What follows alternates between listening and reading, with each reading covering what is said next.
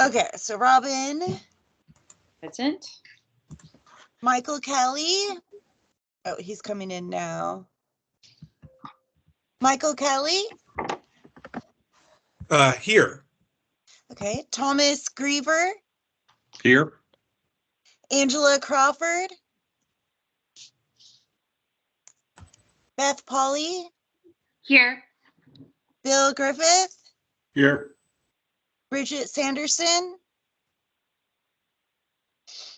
Ellen Fairchild. Here. And I Kristen- apologize that I need to drop off at 4:30 today. Okay. So just apologizing in advance. All right. And Kristen Rialt. Here. Okay, thank you. All right, thanks, Rachel. Next, I'll go ahead. Oh, was someone? Bridget's in now too. Okay, great. Was that everyone? Rachel, or was, oh, Angelo. Okay. Okay, well, hopefully she'll be able to join soon. Did anyone have anything they would like to discuss regarding the minutes from December?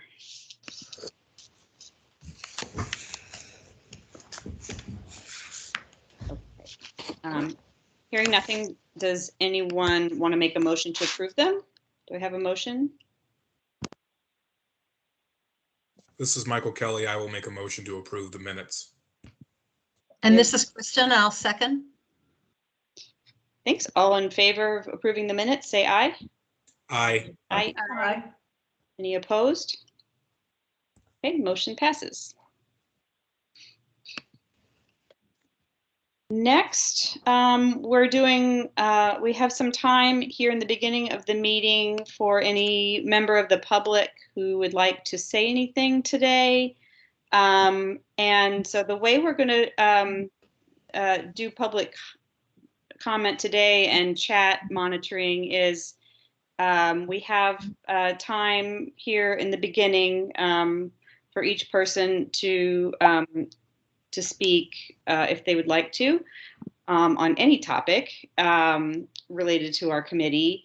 And then as we go through the rest of the agenda, since we do have an agenda that we need to get through today, we'd like to do Beth's going to be monitoring the chat today, and we'll do our best to address comments and questions related to the agenda items that we're discussing. We can't promise we'll get to all of it, but we'll do our best. And if there is another item you'd like to discuss in the chat that's not related to an agenda item, it's okay to go ahead and put it in there. We may just not be able to address it, and but it will be part of the public record by you putting it in the chat. So those are our thoughts for public comments today. Beth, did I miss anything, or? That sounds good to me. Does anybody have any other suggestions with that, or is that all right? Okay, so with that, if you have something you'd like to say here in the beginning, please go ahead and raise your hand, and Beth will call on folks. Okay, it looks like Adam Rossi has their hand raised. Yes, this is he. Thank you, Beth, and thank you, Robin. This is Adam Rossi. I live and work at Jerusalem Farm in the northeast of Kansas City. I just wanted to say that I am just wanted to speak out in support of the proposal for a moratorium on utility shutoffs through May. This is something that I witnessed kind of coming up at the last meeting, and something I'm definitely in support of. We have this is I think a kind of a human rights crisis on our hands, and we need to realize that during even without the pandemic, but especially during the pandemic, people are in difficult situations. And so, yeah, I just want to speak out in support of that measure. I also want to say, while I'm on the topic, just something else kind of on my heart, I guess I would say, is that I realize that Evergy is doing, I think, a lot of good things in our area, in our region. One thing though that just really stands out to me is the fact the coal burning plants are not only in operation, but plans that or absence of plans to shut them down before even 2050, which is just not congruent with anything any scientists are telling us about what has to happen if we're going to avoid. I mean, I think at this point, kind of forget 1.5 degrees Celsius warming, but definitely 2 degrees. And I get that's a global thing, but you have to start locally. And to me, we need to have a plan to shutter coal plants by 2030. And in order for that to happen, that needs to start today. That's not easy. Evergy will say, well, we need to provide baseline power to people. We do that with coal, and I get that. That is a reality. But the same reality is climate numbers that scientists have shown us, continue to show us, and that there is no place for coal going forward. And we've seen this for a long time. So just wanted to put that out there. We need to, as a community, move to get away from coal and replace that with renewables as soon as possible, way faster than by 2050. Thank you. Thank you, Adam. It looks like we have another comment by Layla. I think Layla's hand was up next.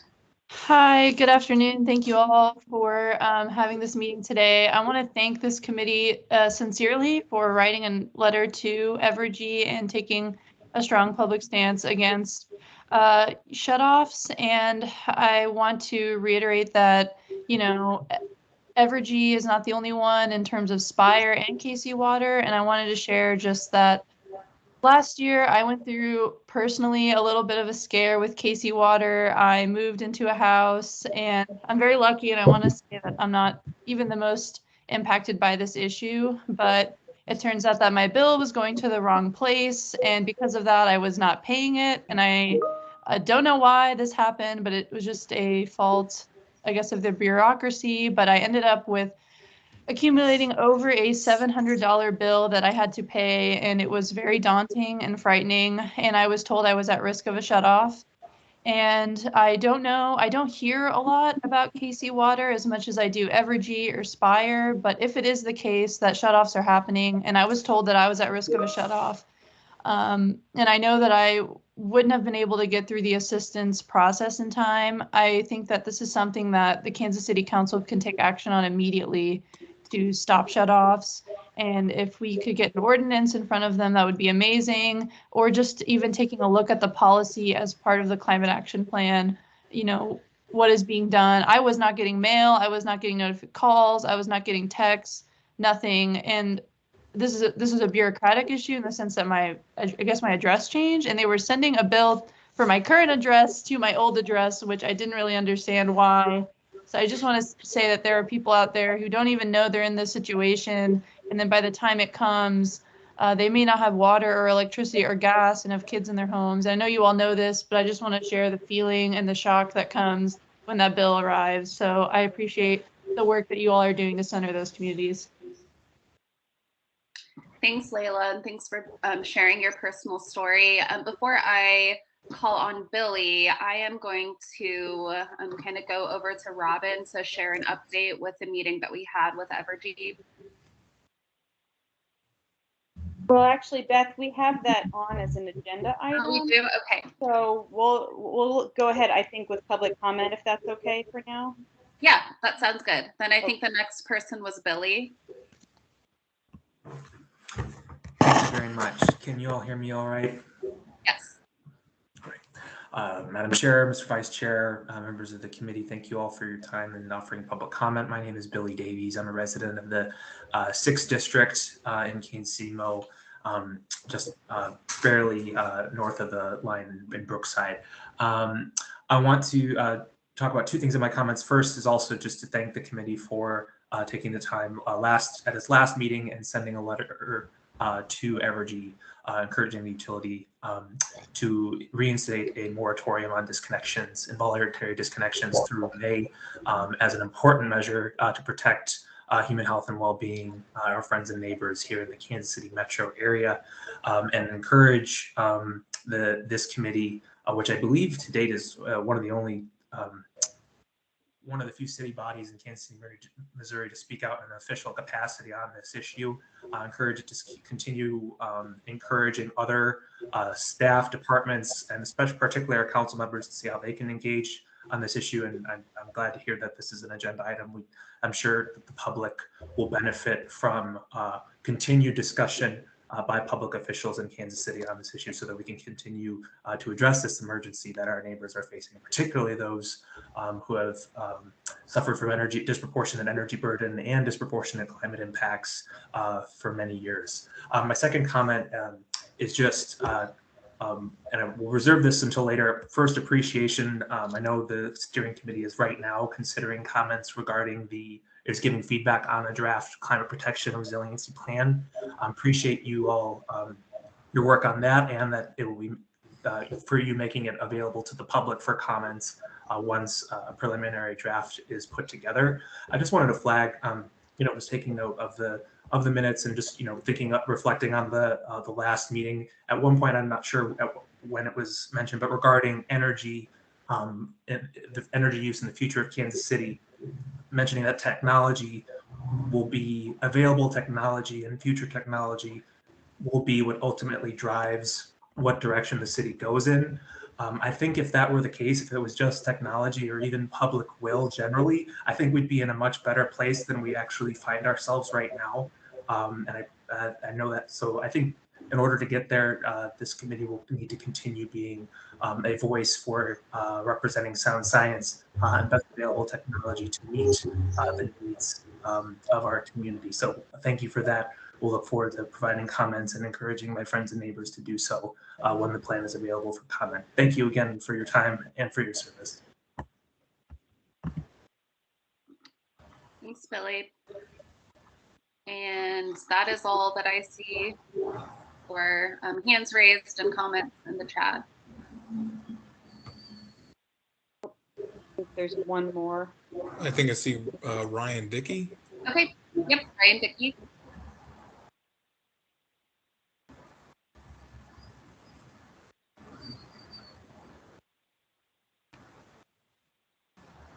Ryan, if you're talking, we can't hear you. Yeah.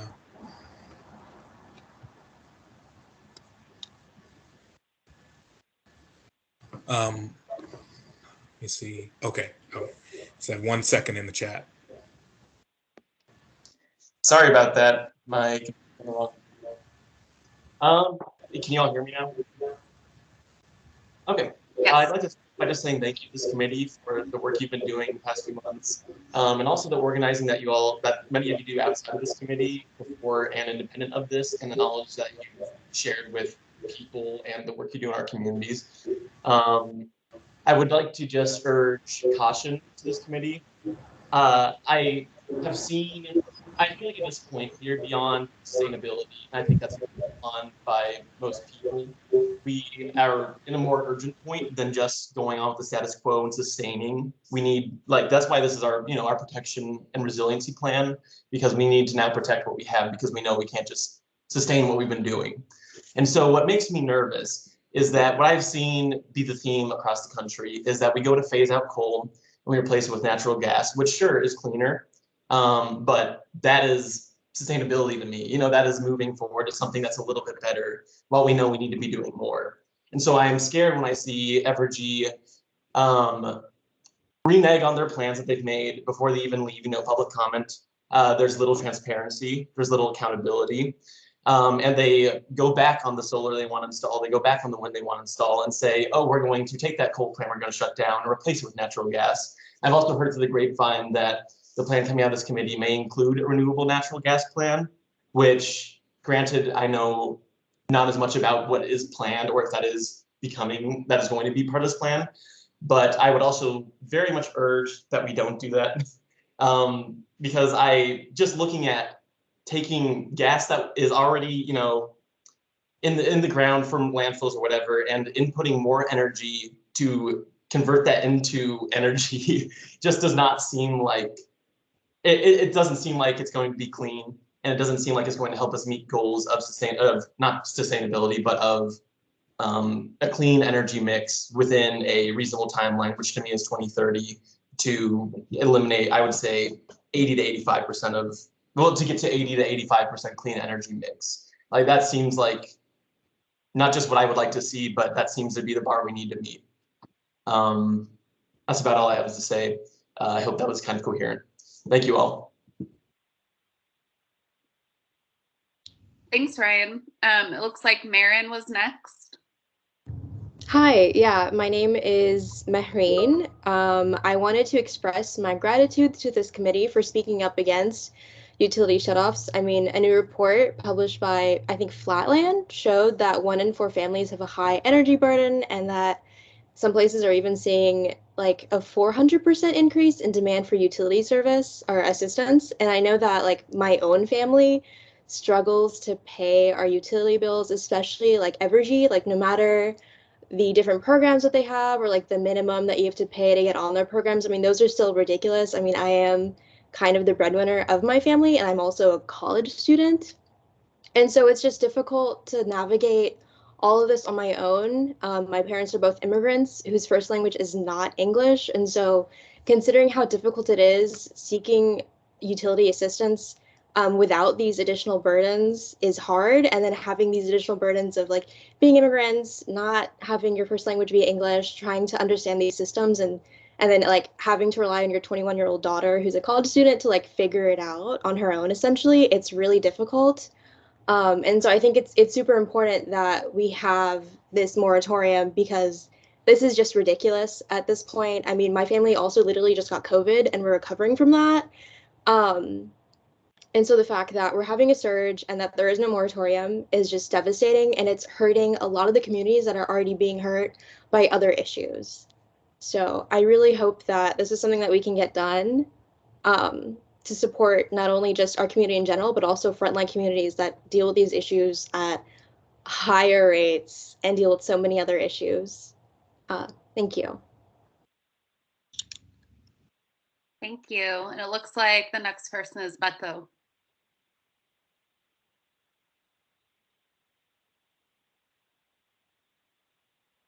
So I know.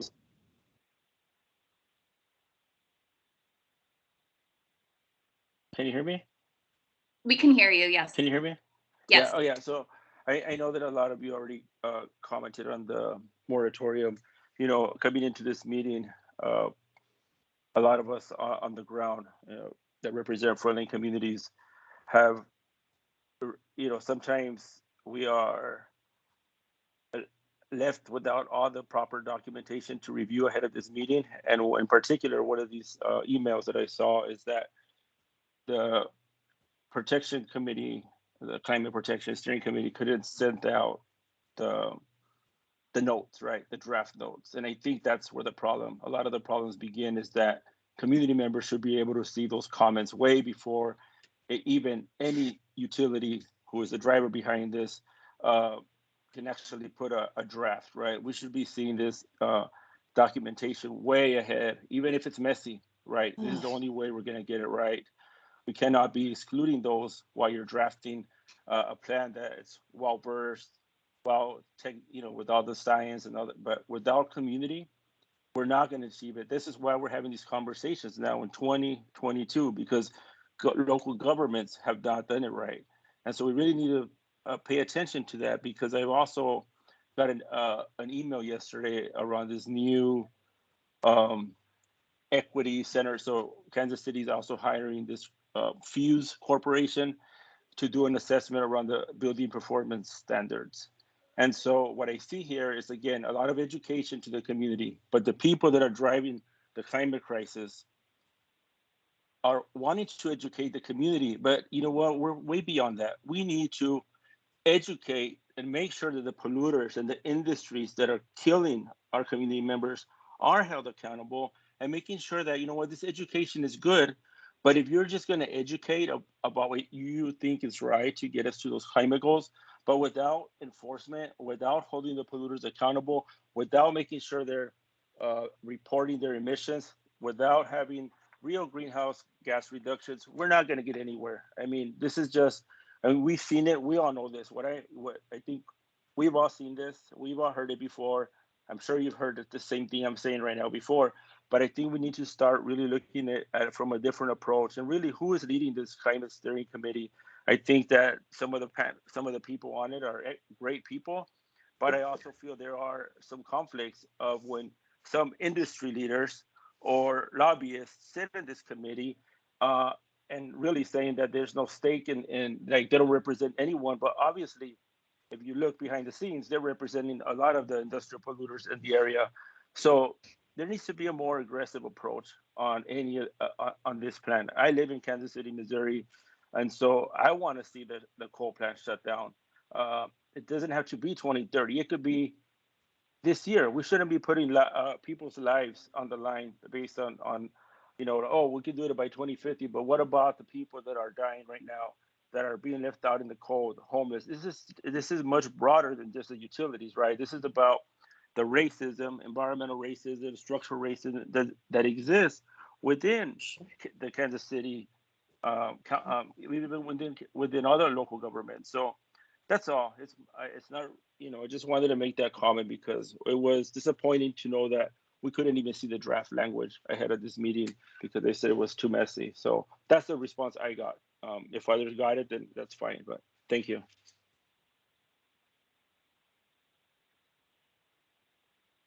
Great. Thank you, everyone. I don't see any hands raised, so I will turn it back over to Ryan.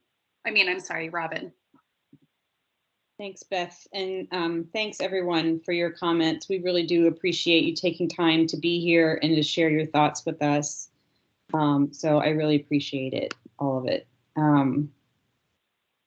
So the first or the next item on our agenda for today is a presentation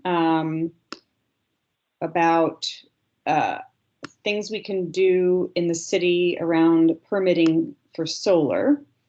So Bill, let's see. So I want to welcome Dr. Scott. I'm not sure which box you are in. There you are. Okay. Are you able to share your screen with us and share your presentation and tell us a little bit about yourself? I'm happy to turn it over to you for a presentation, and we'll be monitoring the chat, but also have a few minutes at the end for questions. So. Okay, let me see if I can get this screen to pop up here.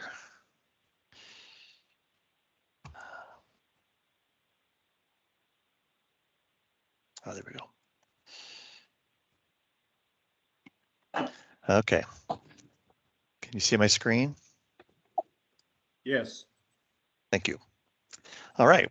Well, thank you to everyone. Thank you for having me. I am Scott White. I work for Cromwell Solar, a solar installer based out of Lawrence, Kansas.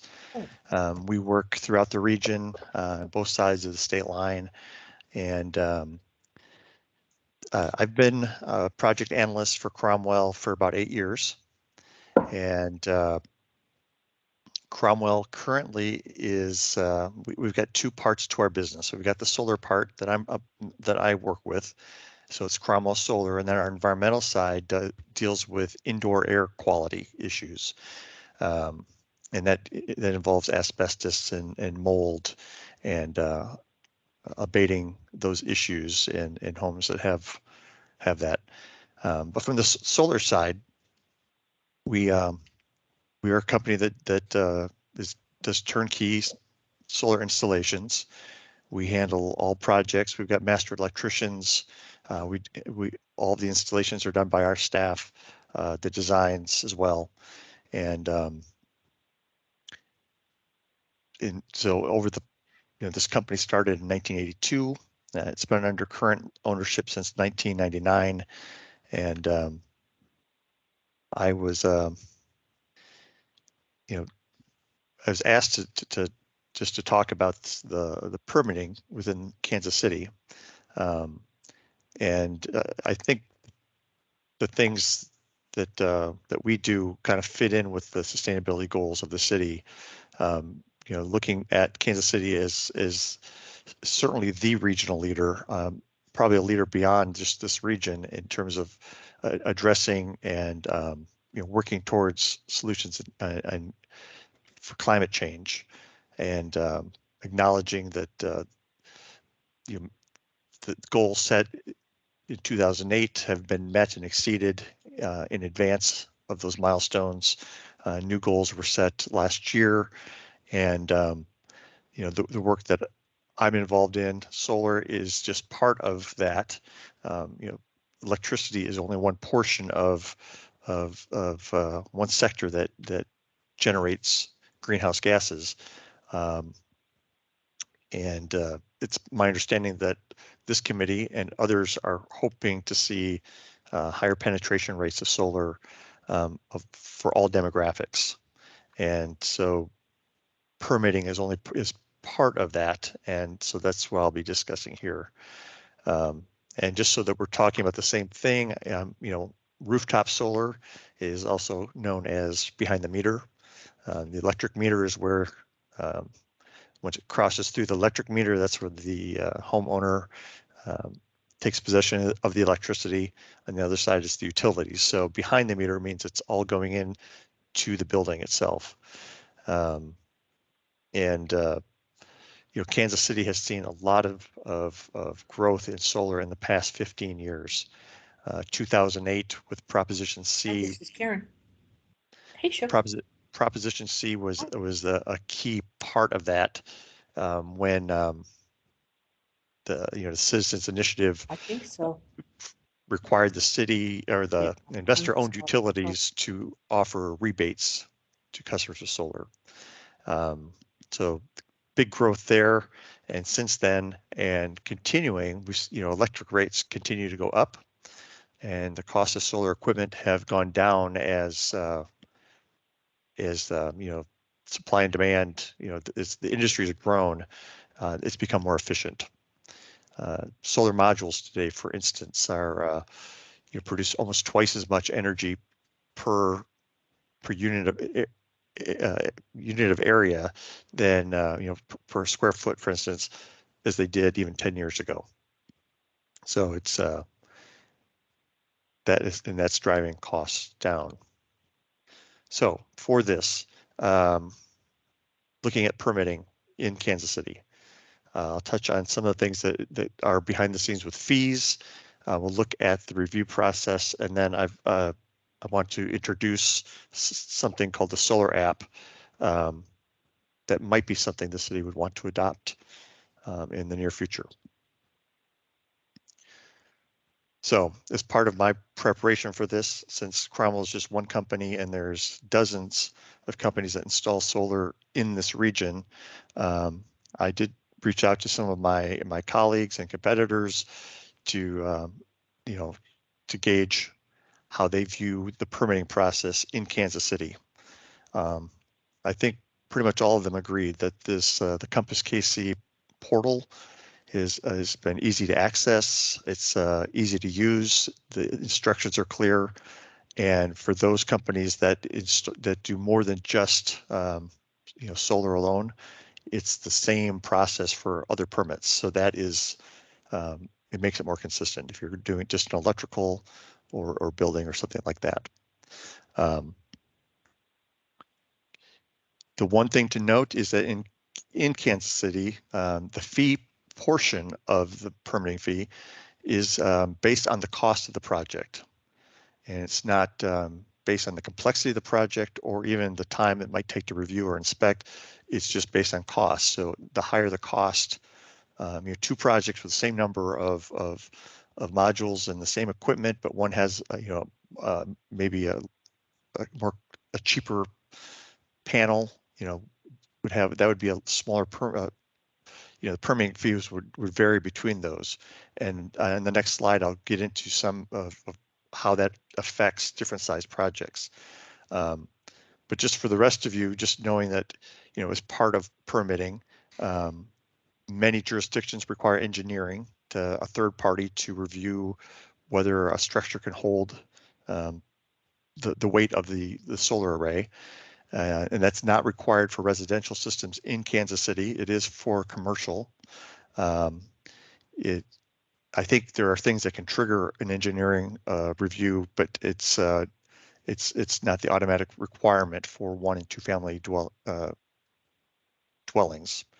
If you've got a system that's mounted on the ground, which is more rare in an urban setting, there are both the building permit and an electrical permit if the system is more than 200 square feet.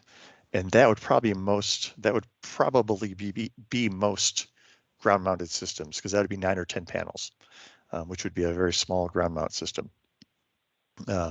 So that would, but they are a little more complex. They involve trenching and electrical, so that is just part of it.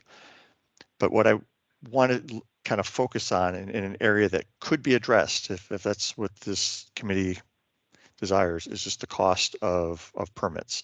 There are other jurisdictions. AHJs in our vernacular is the authority having jurisdiction.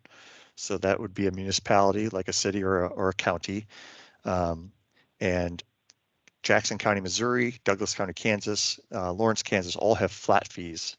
It's the same price for a permit as for a small system as a large. And the thinking behind that, at least I'm very familiar with the Lawrence when they adopted this, was that the complexity of reviewing, inspecting a solar array is pretty much the same for any size system. A smaller, often, they'll have 1 or 2 inverters. That's what converts part of the electricity from DC to AC. But all the wiring and stuff is the same, whether you have 1 or 2, or whether you have a small one or a large one. Inspections don't involve getting on the roof. So that's where the size of the system, a bigger system will have more panels, but that's not part of the inspection. That part of the review is done on paper. So these entities have adopted flat fees, and how that plays out. And I've, a $10,000 solar array would be fairly small. I mean, we do have those. It would probably be about a 3 kilowatt system. So that would be on the small end, but in this case, the formulaic permitting fee for Kansas City would be cheaper than the 2 counties I've named. So it'd be $92. But as you get to about 20,000, which is getting closer to what the average, the median of solar arrays would cost, you can see that the cost is above those 3 jurisdictions. And so as you creep even higher, $50,000 system would be on the high end for most solar arrays for a residential system. And these fees are for Kansas City are using the residential formula. But you can see that it would cost about twice as much for that large system in Kansas City as it would even for out in the county, in Jackson County. So this is just to compare, since this one is a formula that changes as the amounts go up. Now, as I spoke with other installers, the one issue that they came back to, pretty much everyone I talked to, was how getting permits, could be fairly inconsistent. It came down to who's reviewing your system, the application, and how much it could vary, whether it gets sent back for changes, questions, and other things. And some of the folks surmised that it was because there's some turnover. I know one person I talked to said, "Well, in the last 6 applications I've had, I think I've had 3 or 4 different people reviewing it, so they didn't know if some of them were new to it, or just that they have a lot of different reviewers, I guess is the other option. But it was, you know, two systems are very similar. One might get kicked back for issues that the other one didn't, and they could be identical in every other way, and that was a concern. And with permitting, with the city stating up front, and most jurisdictions do say, you know, you have to give us this much time. 30 days is about standard, but knowing that it can take 30 days and then having to kick back and having to resubmit and have it take another 30 days, that just adds delays. And delays in permitting, you know, can lead to canceled projects.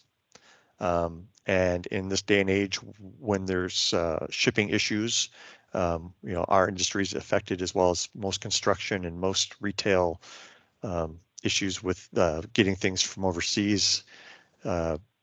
That can add cost too. I mean, you know, if you have to wait 2 months for the equipment, you know, or to order, we typically don't order the equipment until after the permits are approved.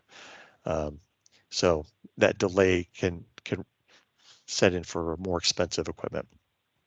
And a third one was just that the feeling was that overstretched permitting staff often, you know, the feeling was that they're not getting quick responses to questions that might otherwise speed things along, make sure that you know, so when emails and phone calls don't get returned, that just adds more delays. So,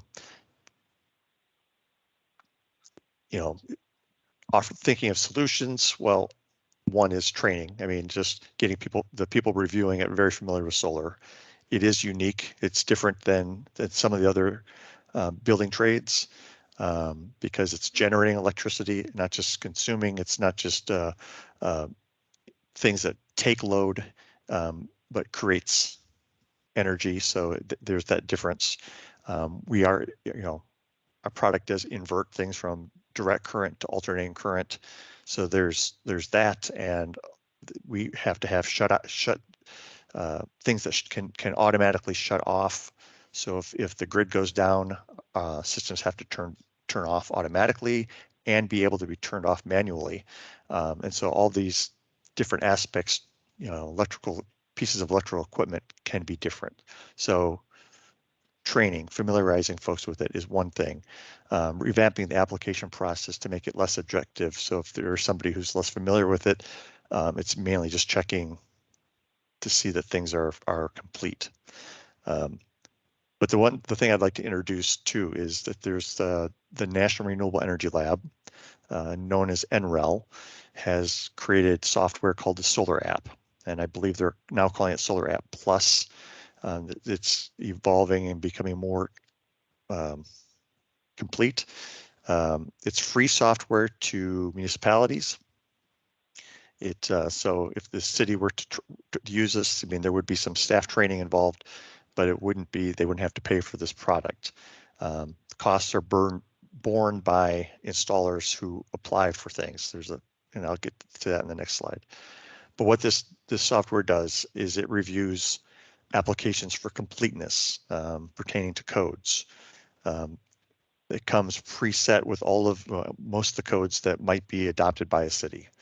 The NEC 17, NEC 20 fire codes, and it can be set up so that if there's unique local checklist items, they can be added. And the staff at NREL will help set that up, I think. Yeah, and the other part is when applications are incomplete or there are issues, they show up immediately with the software and they get kicked back. So, you know, at the time that somebody is submitting this, when they hit send, they'll get a notification right away, rather than having to wait for a reviewer to, you know, to get to it. You know, someone who has stacks of other things to review first. So, and when things change, things get updated very fast. So as I alluded to before, with some of the advantages are, it would free, you know, for a municipality, it frees staff from doing some of the most objective part of a permit review. You know, looking at the code and making sure it complies with codes, and anything else that the city might want could be automatically done within the software. If there is turnover in a department, you know, that part of it doesn't have to be, you know, this will be done automatically, and it takes it right to only after the application is approved do eyes get put on it. And so there is still the opportunity for people to be subjective, but the objective part of it is done up front. So it saves time, allowing them to work on more complex things. And it fully supports most codes. And from what I read on, in the literature, it's going to include more things, like even residential battery, NEC codes, National Electric Code for things like batteries coming forward. For installers, it helps with making permitting predictable. You know, it removes delays in fixing incomplete applications or errors. They get shown right away and can be fixed, you know, that same day even. There is a cost. It's $25 per application, and that goes directly to Solar App to maintain staff and maintain the software. The other part is if as an installer we're familiar with the Kansas City Solar App, and then, you know, Lee's Summit or Overland Park or somebody else adopts it, then we're already familiar with it. You know, right now when you work with dozens and dozens of jurisdictions, every single one has a different permitting process, and so that is part of the soft costs that you know, if by homogenizing it would bring it down, bring down some of those soft costs. And finally, I'll leave you with, you know, here are some of the other jurisdictions that are using it right now. Houston, Texas has adopted it. Tucson, Arizona. This is a partial list. You can see it's heavily in areas that probably have may have some more solar going on. I don't know. Kansas City is unique in this part of the country, in the middle of the country. I think there's probably as many projects here as a lot of cities elsewhere, just because some of the policies, that solar rebate, for instance, which really kicked things off a few years ago. But so there are other jurisdictions to learn from, and I'll leave it there if there's any questions.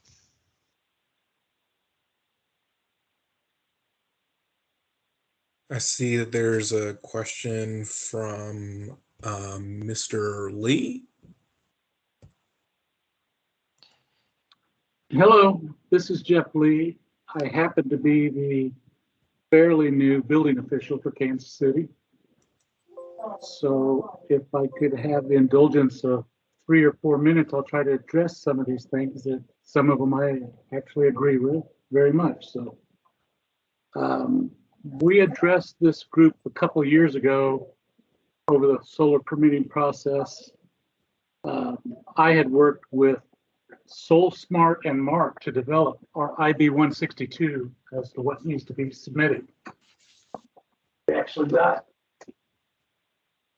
the gold award from SolSmart for our process and what we do. That is IB 162. It tells somebody how to submit. The fees, actually, I was at a meeting yesterday. I agree with you. Our fees are all over the place, and we are looking at our fees across the board. It's not going to happen quick. It's got to be put to the council by ordinance, but we are looking at the fees.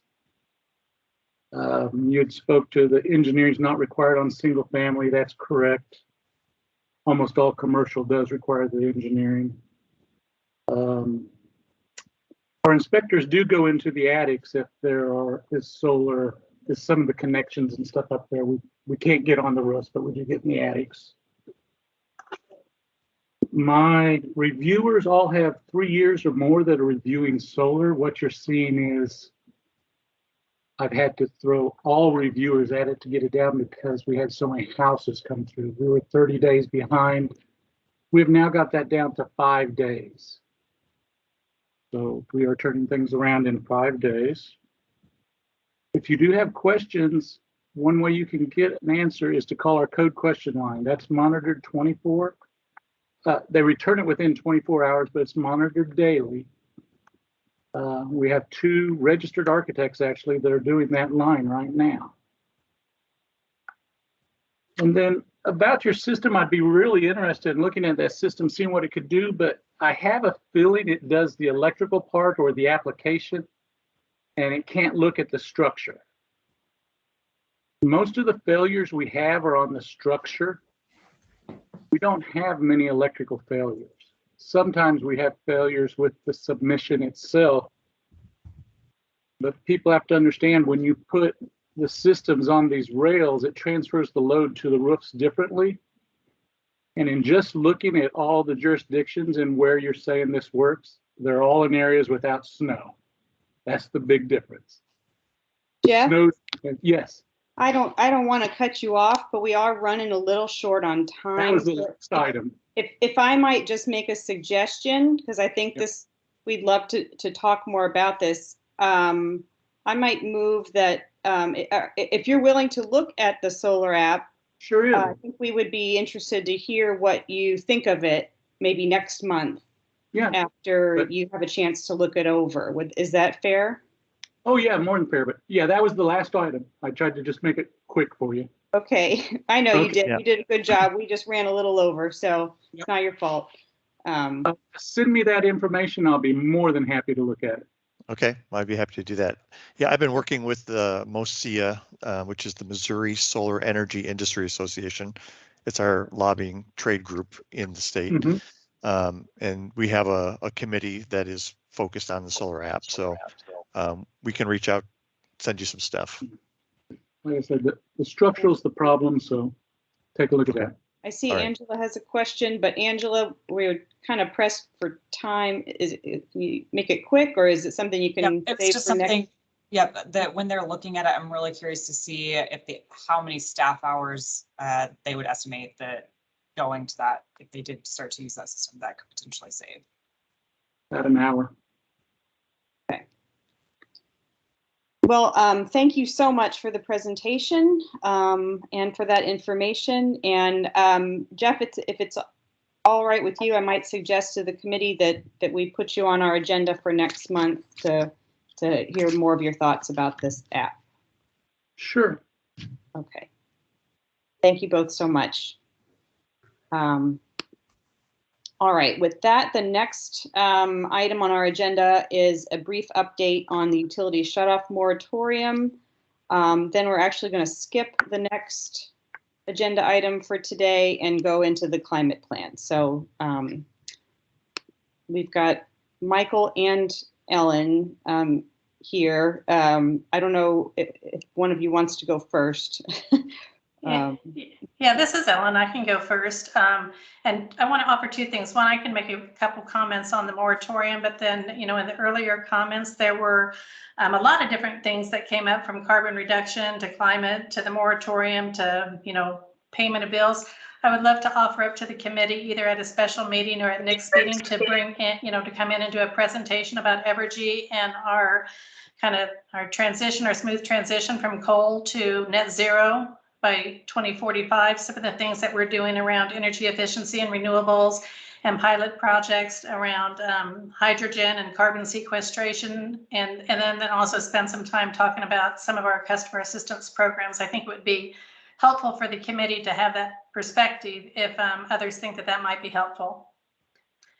So I want to offer that up since we covered so much earlier that definitely not going to address in the brief time that we have here. But on the moratorium, we did receive the letter, and we had a follow-up meeting with Robin and Michael and Beth, and really appreciate you all taking the time to meet with us. It is something that we always evaluate, but currently we're not planning to change course and kind of stay the course for now. And some of the rationale behind that is, in the last couple of years, we've only disconnected 100 days out of the 2 years, either because of the moratorium or because of the cold weather or hot weather rule. And during that time frame, we helped people access over $73 million in financial assistance. And this is not just financial assistance for, Evergy, but financial assistance for other, utilities and rent, things like that. We take the opportunity to help as we can. We have an in-person connect facility that we encourage folks to come and actually walk in and talk to us so we can connect them to resources. And also you can, call our line and we will also help there. And the other thing that we've learned over the past couple of years is that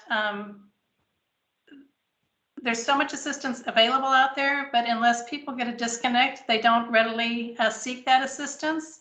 And despite the millions of dollars being out there, for gas, rent, electric bills, and when people do set up a payment plan with us, one, we have done some debt forgiveness, because a moratorium is not debt forgiveness, right? You still have the bill with a moratorium.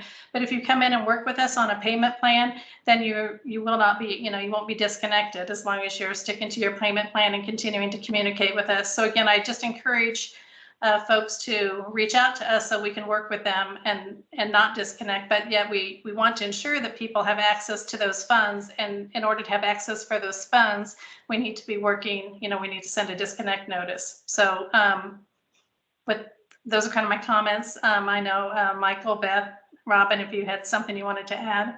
And again, we can, at the presentation, if the committee's willing to have, us to come in and talk presentation, we can cover some of those plans and assistance and how we actually do that at the next meeting. I don't have anything further to add, at least at the moment, but I do see Beto has his hand up. So Beto.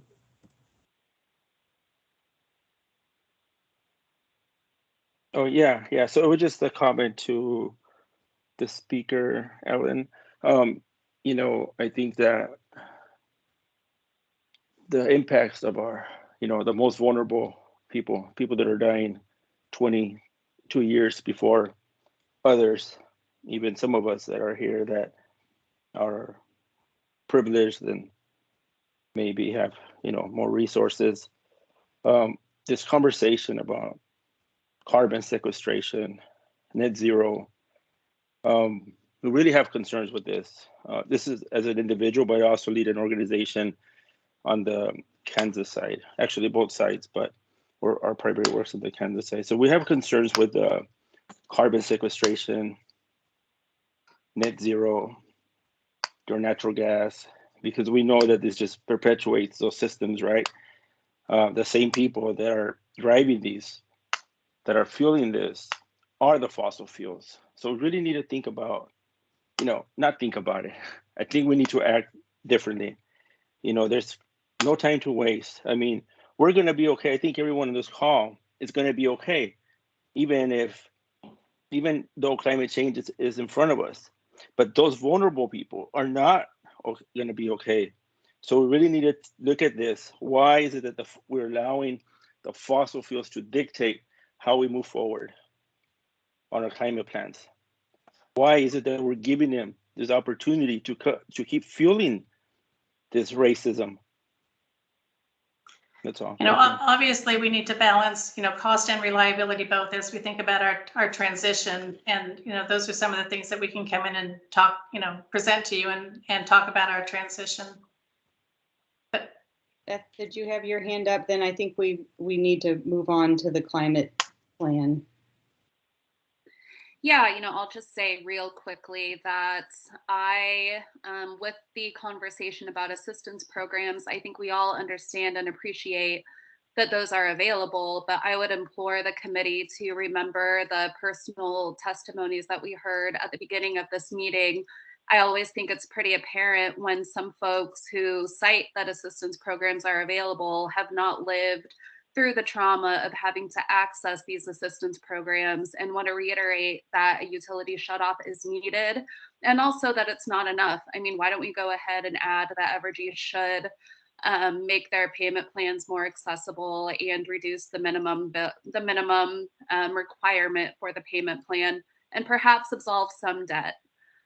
So I just want to reiterate that, we heard a lot of people who are going through this very experience took time to attend this meeting when this isn't their job to do, and shared their stories with us. And it really does disappoint me that Evergy is not heeding to that.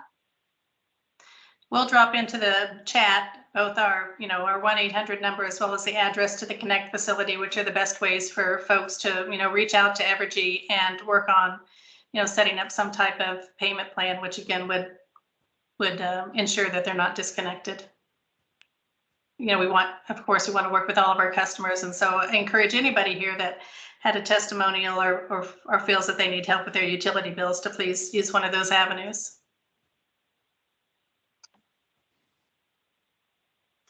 Okay. Thanks, everyone. I hate to just move on. I understand how serious this topic is, but I think we need to get to our last agenda item. I did say that we're skipping over the second to last because even though we voted last time to try to get together and put together a response to the APA's methane rules, I think I realized that might have been biting off more than we could chew, given some of the other work we've been doing in between and giving the climate plan today. So we don't have comments to review and discuss today for that, but the comment period is still open till the end of this month, and then they may still be looking for, well, that's all I'll say about that, is that it's the review or comment period is still open to the end of the month for anyone who wants to submit comments. And with that, I would like to turn it over to Becca, who I know has been waiting patiently, to walk us through the first draft that we've seen of the Climate Protection and Resiliency Plan. Great, thanks, Robin. Take it away, Becca. Can you hear me okay? Yep. Great. All right, I'm going to go ahead and share my screen. We've got a short presentation for you today, and then we're going to spend a good chunk of time kind of discussing any comments or questions you guys have on the plan. So I want to quickly just introduce the team that's here with me today, in case some of you guys haven't met them before. So I'm Becca Stock. I'm a mechanical engineer with Brendel Group, and I'm the project manager leading the development of this plan. And with me today, I have Lynn Coppage. If you want to introduce yourself, Lynn. Sure, thanks, Becca. Like Becca said, my name is Lynn Coppage, and I'm a planner with Brendel Group, and I have been really involved in kind of putting all the pieces together for this plan document. So I'll be speaking to that a little bit later today as well.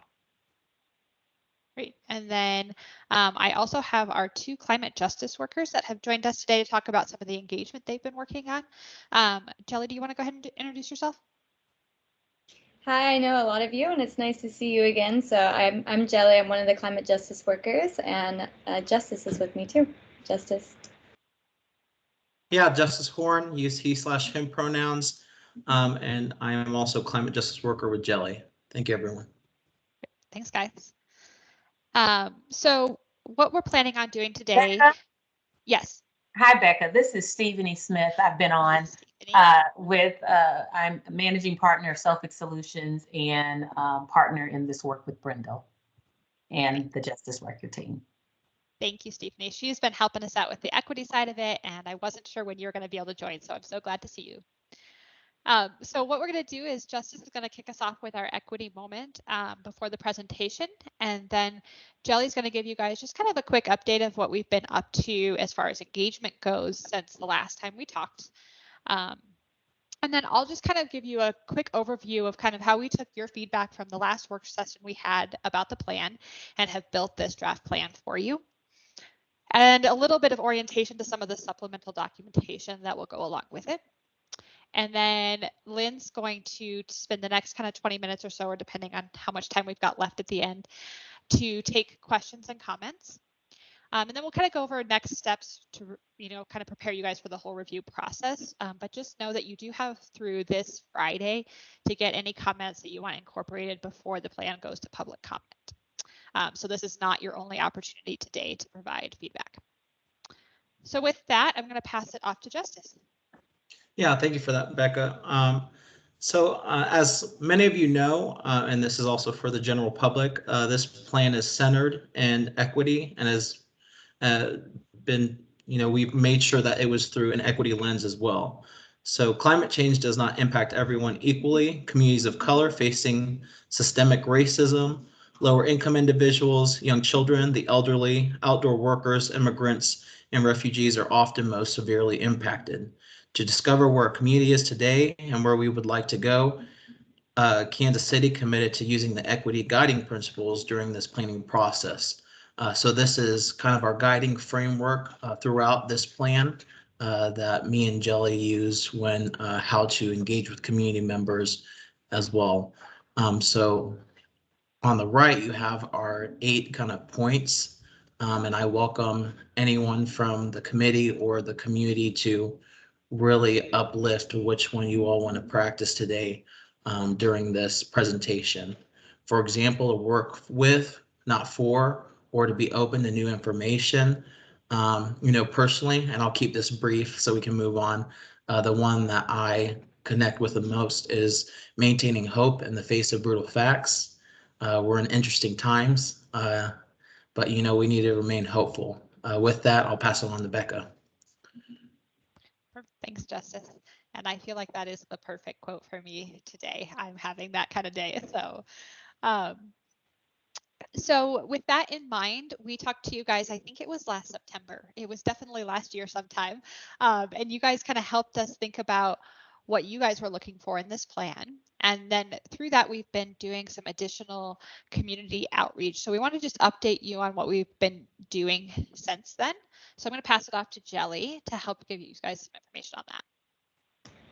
Great, thank you, Becca. And like I mentioned earlier, it's really nice to see some familiar faces. It's been a long time since last September since I've seen you, and some of you I've actually seen in person. So since then, we've been still putting in a lot of work of meeting community where they are as climate justice workers, and our role in making sure that we are being equity centered and making sure that we are prioritizing frontline communities. We've really been engaging with diverse community-based organizations and non-governmental organizations like The Whole Person, Casey Tenants, and Front Porch Alliance, everything from youth groups to senior citizens and Indigenous groups as well. We've also been attending neighborhood association meetings and talking one-on-one with residents or in group sessions with residents or in group sessions with those organizations that I mentioned earlier, and also making sure that the groups that we are have been engaging with were intersectional. So we've also talked to some health equity groups, some health clinics like Samuel Rogers have been involved in this process as well. We also have had area meetings in North, South, and Central. Those were both done online and in person. And these workshops were to not only inform the community of the climate plan itself and what we are doing, but also wanting to get direct input. And so we actually had a workshop with different topics that the community was able to go around the table and actually write through some strategies, also some concerns, and some of the assets within their community that they felt could be a solution. So we were trying to bridge also voicing our concerns and making sure that we can envision what some of those solutions would look like. And so some of the things that came out of those groups were having really in-depth conversations about illegal dumping in central Kansas City specifically. We had some community members from the Dunbar neighborhood that were voicing a lot of the issues that were going on there, and had an opportunity to meet somebody within another organization that was working to beautify vacant lots and vacant areas and restore them. So those were some of the conversations that were going on. Again, not only talking about the issues, but really trying to strategize, well, how can we work together and make community-informed solutions? We also had more in-depth topic work groups, and these were held online with all of the different topics, and I believe there was energy, natural systems, there was a topic on food, mobility, homes and buildings, and materials and waste. And so this was, again, not only to inform the community of all the areas that we are trying to target within this plan, but also get community-informed strategies to move us forward. And not only that, we're trying to find leaders within the community so that we know who's going to be in the process of implementation moving forward. So those were really constructive. We talked about things all the way from resiliency hubs and making sure that in times of power outages or when there's extreme heat or extreme cold, that there is a place for people to go that is accessible for them to have what they need. And that's everything from resiliency hubs could have refrigeration, for example, so they can hold medicine for people whose, if their power goes out and they don't have storage, they would make sure that they had that there. Another thing that we've heard is actually not only using restoring floodplains and making sure that we have measures in place for them, but making an opportunity out of floodplains to grow food. So these were some of the conversations that were coming out of these topics. We also talked about being less car-centric and making sure that we were being safer and accessible modes of transit in this process. And like I mentioned, with a lot of the diverse communities that we engaged with, there were a lot of inputs from individuals who have been impacted by a lot of the inequities and injustices that came without thinking things through.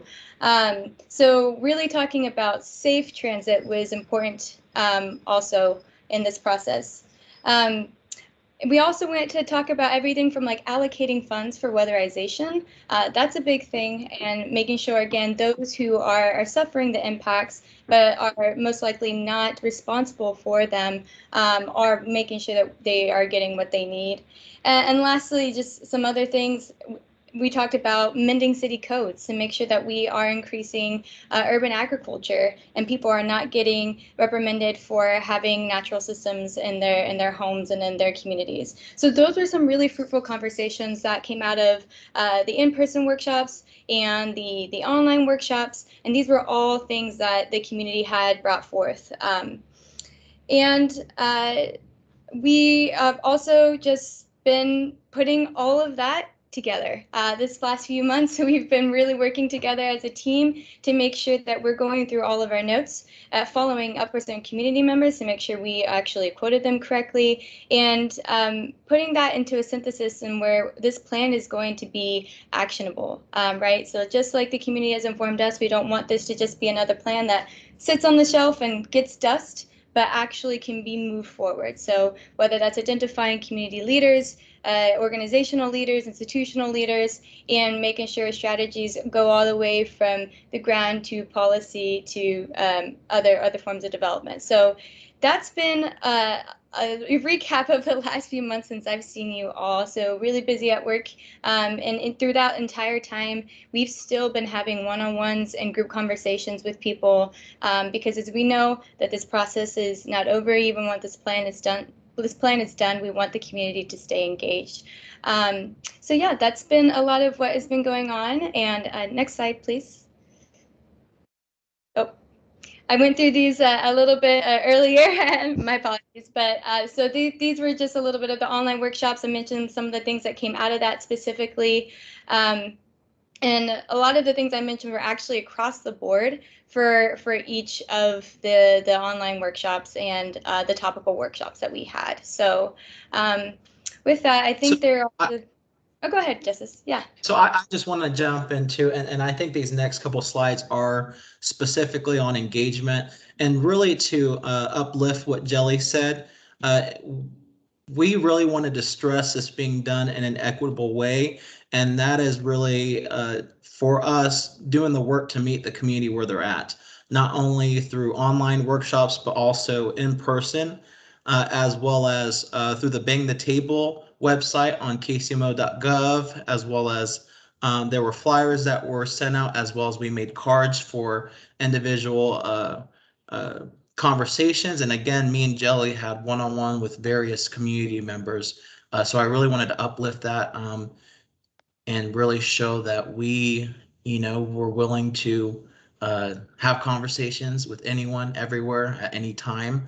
And that's why we got such successful feedback from the many communities across Kansas City.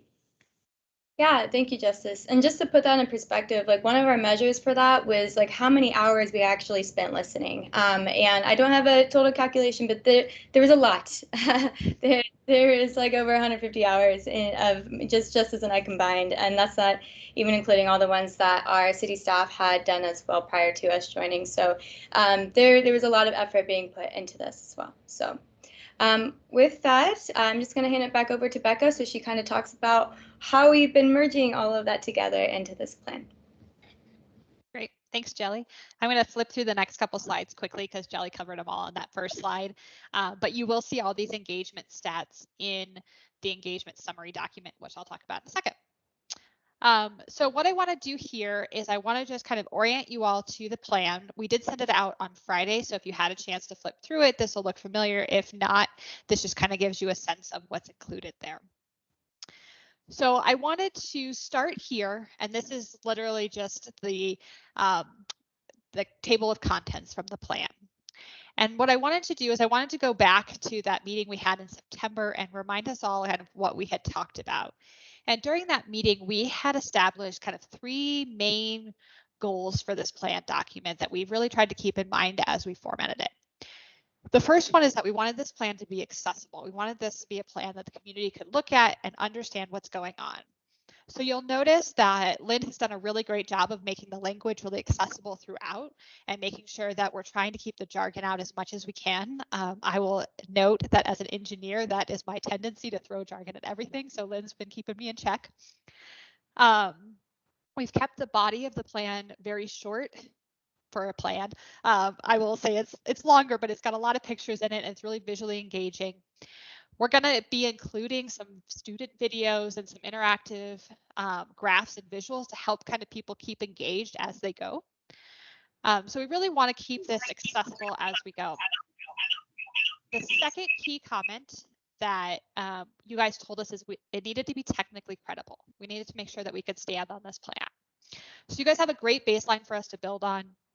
And what we really did here is we did analysis of the kind of main strategies identified by the team. And we've kept this analysis in ranges because we know a lot's going to change between now and 20 years from now on how you're able to implement this, what things get traction in your community, what things don't, and that sort of thing. So we really want to give you kind of that multitude of possible futures, and you can kind of adjust as we go.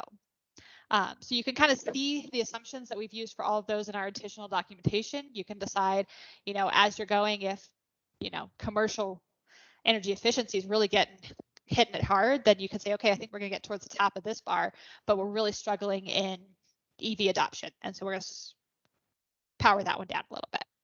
And this lets it be a living plan that you can kind of keep going as things evolve instead of having one set future. And the last thing is to spur urgent action.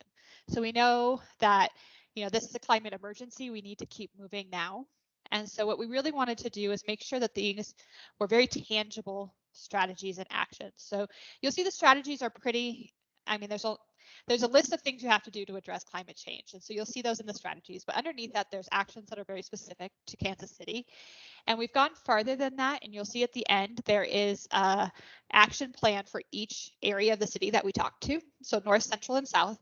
And we've pulled out the key actions that they told us were the most important for their area. And Jelly and Justice have done a great job of pulling specifics from those conversations that says, you know, this spot specifically could use, you know, bike lanes or whatever it is. And so that really helps bring it down to something that's very tangible. And you'll see a lot of those details both in the plan and in the implementation supplemental documentation. So with that in mind, I'm going to go ahead and quickly orient you to the supplemental documentation that will go along with this plan that you have not seen yet. Well, some of you have seen some of it, but this is not in your packet today. We didn't want you to have to review everything all at once. So we want you to focus on the plan document itself. And these will come to you next week for review if you're interested in any of the details. But just kind of acknowledging what will be documented elsewhere so you don't feel like it's missing in the main plan document. So the first one is an engagement summary. Jelly alluded to this earlier, but we will do a full summary of all of the stats of how many people we engaged with, how many hours, that sort of thing, key takeaways, as well as where we feel like maybe we missed the bar somewhere. You know, maybe we could have done better in this specific area, and that can inform engagement going forward through implementation. As Jelly said, this is not over. We still need to engage with the community, and how can we improve the process moving forwards. The second piece of documentation is just the greenhouse gas inventory update. This details what sources are included, what data we use to calculate those sources, what emissions factors were used. So if you're someone who's very interested in that, you can see all of that information here.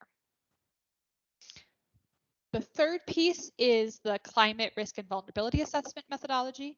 So this is kind of detailing how we took the MARC data and used it to kind of zoom into Kansas City and analyze kind of the major risks and opportunities in each section. This also comes with an online story map that has the actual mapping of each of these vulnerabilities and the community risks to that. Next is the mitigation scenario analysis. I know some of you have reviewed this at least once. We did give the opportunity to all of the topical group members to request reviewing this, and I believe all the CPSC members had the same opportunity. So some of you have seen this before, some of you can see it again next week, but this is how we analyze each of those strategies and how those build up to the goals in the plan to help you guys hit your goals. And the last piece of documentation is a living document that we're calling the short-term implementation plan. But this is where we take each action that's written out in that plan that says we're going to do this, and we sort of blow it up and we say, okay, what does this really mean? Who's already working in this space? As Jelly mentioned, we're really trying to identify who's already playing here so we can build on that momentum instead of starting from scratch and duplicating efforts. Who can support this? Is this something that's happening now that we just need to accelerate, or is this something that's happening in the next 2 to 3 years? If there's any equity considerations, Laura put it great. Like, is there anything that we really need to think about so there's not unintended consequences from this action? We don't want to do something and cause more problems than we're solving. And then we have a couple of implementation steps or considerations to help start the wheel going. It's not a full start at 1 and work your way through 30 for each one, but it just kind of give a flavor of what needs to be done. And the last bit is funding considerations. Where might you get funding for this kind of strategy, including, if there's grants or other federal funding that might be leveraged. So like I said, we're going to send all of that documentation to you next week after you've gotten a chance to look at the plan. If you'd like to review it and provide any comment, you'll have next week to do that before it goes out for public review. And with that, I'm going to turn it over to Lynn, and she's going to share the plan document, and we can talk through any questions or comments you have on the plan. Great. All right, my screen should be shared. Hello, everyone again. I'm a planner with Brendel Group, like I had mentioned earlier, and just really excited to be on this call with you all, and it was great to listen in on some of the conversation before. What I really want to do today, Becca did a great job of kind of summarizing all of the work and all the outputs from this planning process. And I just want to emphasize the amount of material and notes and feedback that were collected from Justice and Jelly and city staff was really incredible and honestly difficult to find places for. And so that's why all that supplemental documentation is really important, because it allows us to capture those conversations while still keeping this main plan document accessible. So what I'm going to do today is orient you within the document. Becca kind of did the 30,000 foot view, and I'm going to zoom in a little bit more so that you get a feel of how it's formatted and can navigate it a little bit easier. And then we'll have some time if you want to jump to a specific spot to really explore some questions that you may have, or some recommended edits that you already know that you want to see in there. And then, as Becca said, you'll have that to the end of the week to really dive in further. So hopefully I can give you a little bit of a head start in that process. What I'm showing to you now is actually the online version, so there is some interactive functionality in here and some opportunities to increase that interactivity. So you'll see this 2-page spread throughout, and then like I said, if you have questions, we can zoom in to really dive into the details as time permits. So jumping in to kind of reflect Becca's outline in that slide that she provided, we start the plan with an anti-racism and land acknowledgement that was drafted and reviewed by Justice and Jelly and Stephanie with Sophic Solutions. And then we have our list of special thanks of some of the folks that contributed, starting with all of the community members that shared their voice and gave their time, even though it's kind of above and beyond their normal jobs. I really am going to try to go fairly quickly through here. This next section is really the plans shortened to an executive summary.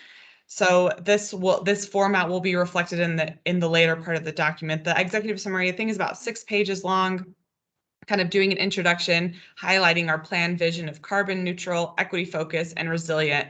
And I will say in this executive summary, it's not supposed to be comprehensive of every strategy that's in here. It's really supposed to hone in on how are we achieving our vision. And so when we go to the next spread, you'll see this first graph that's saying this is how we're going to achieve our goal.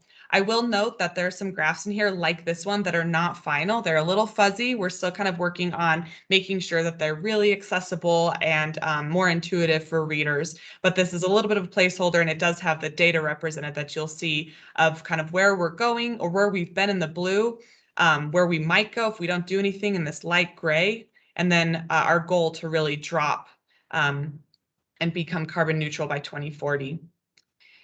This graphic you'll kind of see throughout with these icons of each climate action section and the description. So just as an example, mobility, moving around the city will always be in red, and we'll always use this icon throughout. And then just emphasizing that we really are focusing on climate justice at the center with these themes of resilience, financing and innovation, and community empowerment throughout. On this next spread of our executive summary, we talk about carbon neutrality and climate resiliency. So again, this graphic will be updated. I know it's blurry. It's just supposed to give you an idea of that. We want to show visuals to show that kind of technical credibility that Becca mentioned. You'll also see throughout the plan these sort of pop-out boxes that are formatted a little bit differently to really highlight some important considerations. We know that carbon sequestration was important to you all in the community, and so in the executive summary, there is a section that speaks to that and its potential impact through these strategies. And then on the right-hand side, you'll see our strategies that contribute towards climate resiliency. And if you zoom in a little bit, you'll kind of see which types of resiliency. Are we building resilience to extreme heat and flooding, which are the two kind of most prevalent risks to Kansas City, or is it kind of generally other climate change impacts? So there's just a little legend there throughout, again, emphasizing those colors to make it a little bit more intuitive. This is still the executive summary. This last and most important part of our vision is our equitable future, and it summarizes kind of these mini visions for each section to make sure, like Becca said, these additional considerations that we need to have throughout when we're doing implementation. So really thinking, how will this section promote climate justice? How can we be proactive and intentional about it? And then on the right-hand side, this previews the appendix, which is really the area priorities. So we have North Kansas City, Northland, Central Kansas City, and South Kansas City. These 3 areas have almost mini plans that we'll see later on. And this executive summary just pulls out a couple of pieces talking about how was the community engaged through the planning process at a very high level. What are our top climate risks and vulnerabilities, and what are some highlights from those areas? Just for this executive summary. All right, I'll keep moving. I know we have a short time. You'll have your table of contents, which have interactive links. I will note that this type of interactivity is not in the PDF that you got. That's a little bit easier to comment in. Some of this interactivity transitions over, but most of it is really in this online version. So we can skip to different parts by clicking throughout it to make it a little bit easier for you. We have our introduction here to really set the stage. You'll see throughout the plan document when we have these community quotes that Jelly mentioned that we really wanted to make sure that we're reflecting what did the community say. So it'll usually be a first name or unnamed or anonymous, and then kind of mentioning that they're a community member to really kind of emphasize this is why we're telling the story. It's because this is what we heard.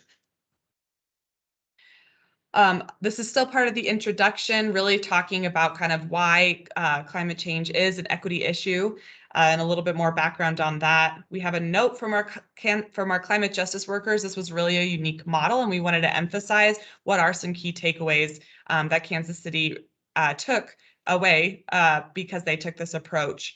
So it's a really great part to read. A little bit of background to set the stage of kind of where have we been and where are we going. Again, kind of peppering in some of these call out boxes and quotes to really show like this stuff's already happening. We're not starting from scratch. Jelly had mentioned the Front Porch Alliance before, and those are the type of examples that we wanted to include throughout this plan to show this is not just a municipal plan. This really is a community plan. We do highlight the resolution that kind of drove this process and a kind of an infographic And then here's another infographic just showing some engagement highlights. You'll notice there's some kind of to be determined with when we have data points that we're waiting for that last part and kind of most important part where the community gets to see this plan and make sure, hey, that's what I said, and I'm seeing that reflected in this plan. You'll also notice a lot of white space, and that's just to give us flexibility as edits come. We know that we're still in the editing process. We want the community alongside us as we finalize this plan. And so if there are changes, we just wanted to give ourselves design space. So that's why you'll see a lot of white space, as well as space to include some videos that we'll embed from the 9th grade Park Hill students that shared some of their ideas by the climate action section. So that's a fun feature that's not in this version, but we're hoping we can kind of have some space to really make sure that we are hearing from our kids in this plan. This next section is just talking about how Kansas City did planning differently by focusing equity at the center. So we have these equity principles, these guiding principles that Justice spoke to earlier. And then it just talks about the different approaches. The equity guiding principles are climate justice workers, and this really meeting people where they're at that Jelly mentioned for neighborhood level engagement. So it does look a little text heavy, but we really tried to shorten it up so people could do a quick read, a 1-page read to say, oh, this is how it's done differently. And then whenever we're kind of in every section, we always link to that supplemental documentation that'll be linked to those documents online. So if people want to go to the next level, they can, but we don't want to overwhelm everyone at this stage. So that's why we're trying to link to those details. We keep it a little more digestible here. All right, this next section is kind of where we're starting from. Let's ground ourselves in data. This is another example of a chart that will be updated. It's a little fuzzy right now, but trying to show you, how have we been doing in these different sectors when it comes to our greenhouse gas emissions. So a little bit of a data analysis, really talking about kind of where our greenhouse gas emissions are coming. Again, you see this graph that was pulled up into the executive summary to show kind of where we're headed towards. And I do know there was a question that maybe we can get to at the end about, about editing the target. So I think we can save that for once I run through this, which I will continue to go at pace. This next section is still in this, where are we now? So we understood, all right, this is where our greenhouse gas emissions are coming from. This is what we need to mitigate. Now let's focus on, okay, climate change is already here. How is it affecting us? What are our greatest risks?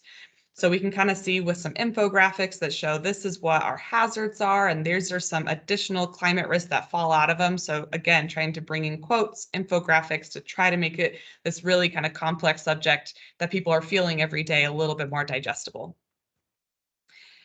You'll see some graphics throughout here. This is an example of a map that shows flooding hazards for communities. Probably saw this in the community engagement pieces. So we have a couple more maps. This one focuses on heat. And then we shift to more of, how is our community adapting? So you'll see, again, some graphics around if you think about what areas are more vulnerable because they have maybe lower incomes or different demographics or housing types or access to vehicles and factors as that. So some outcomes of that vulnerability map that Becca mentioned as a story map that's going to be, again, supplemental documentation. I did see that in the comment that these maps need to be updated for the council districts. We were showing kind of what they were when we did the analysis. We know we came in a very kind of transitional time, and we did struggle with that a little bit. We ultimately decided let's focus on kind of what our analysis were, and you'll see when we talk about the area summaries, it's not by council district. We just try to focus largely on Northland, Central area, and South. We're really trying to emphasize the areas of the city more broadly rather than by council district, but that was a great point. All right, this should look familiar. You saw this in the executive summary, again, emphasizing that these are our climate action sections to achieve our climate action vision. I will note, you may have remembered that we called these climate action areas, but then we realized that we had our area summaries and our climate action areas, and it was a little confusing. So we went to climate action sections to differentiate. Not as snazzy, but still gets the point across. Before we go into every single section, there is this analysis piece that's a little bit data heavy, Becca's favorite, definitely, but we have some fun graphs to try to make it a little bit more digestible. So before we get into that analysis, we just wanted to list at a high level, these are climate action strategies. I know you want to dive into them, I do too. Again, don't really have time, but these should look familiar because this is what we saw in these workshops. These are those strategies that we landed on, and underneath them are all those really detailed actions that are in the supplemental documentation that are also mentioned in this plan, which I'll get to in a second. So now that we've at least listed the strategies, we're talking about, okay, how are these strategies all coming together to achieve our vision? And this graphic may seem intimidating, but it really combines all together. So I'm going to click on this blue, one of the shades of blue, kind of the truest blue, which is our mitigation graph. And it kind of shows you which of these strategies, if you match it over here to the left, are achieving that vision of mitigation, of carbon neutrality. And you can kind of see that the M's are hitting it, our mobility strategies, that really helps us knock down our GHG emissions. The E's are hitting it, that's our energy supply. The B's are hitting it, that's our homes and buildings. So these are really the areas that we identified. This is where we need to knock down our greenhouse gas emissions. So you'll see those come in a little bit more true. The story changes when we click our resilience graph. And you'll see that when we're thinking about resilience, natural systems really come into play, and so does food a little bit too. We need to make sure that we have our environment really is kind of our bedrock, and then we build on top of that to make sure that we do have resilient buildings that are, strong for these storms that we're facing and different types of threats. And then we have the co-benefits, which we'll explore a little bit later. And these are kind of all the other fun stuff that's really part of this plan. So we know that our vision is around equity and resilience and mitigation, but there are other co-benefits from these strategies, including carbon sequestration and cost savings and different things like that, health and wellness. And that's spread out kind of throughout the strategies. So, energy supply might be really important for our greenhouse gas mitigation. But we know that, every other section is really important for other reasons. So that's the story of this graph, and you can kind of combine them all together and say all of these pieces are really important to get us to our ultimate vision. And then we break those down a little bit more. So these sections kind of start with carbon neutrality. Again, don't mind the white space, it's there. And again, these graphs are fuzzy, but it's trying to tell the story a little bit deeper than the executive summary did of where are these impacts coming. We have kind of our total goal, and you add up mobility, energy supply, homes and buildings, and you get to almost to 89% of the goal. And then we talk a little bit deeper. When we're saying carbon neutrality, it leads to other things. We're talking, carbon neutrality leads to a clean energy economy. It's just telling that story a little bit more. So you can read some of the text, or you can jump to the fun infographics to say, okay, this really does lead to other co-benefits. We're talking about energy cost savings. I know people will gravitate more towards what's the bottom line financially. They can go to this section and really explore when we're talking about these mobility strategies, how much can we save? What is the return on investment because of what we're doing here?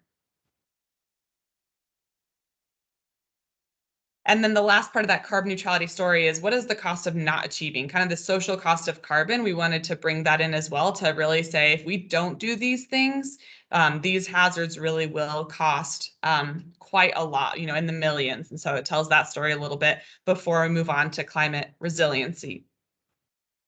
So the climate resiliency section, I'll just go to the next. Again, that should look familiar from the executive summary when it's showing which of these strategies are helping us build resilience towards heat, towards flooding, other resilience impacts.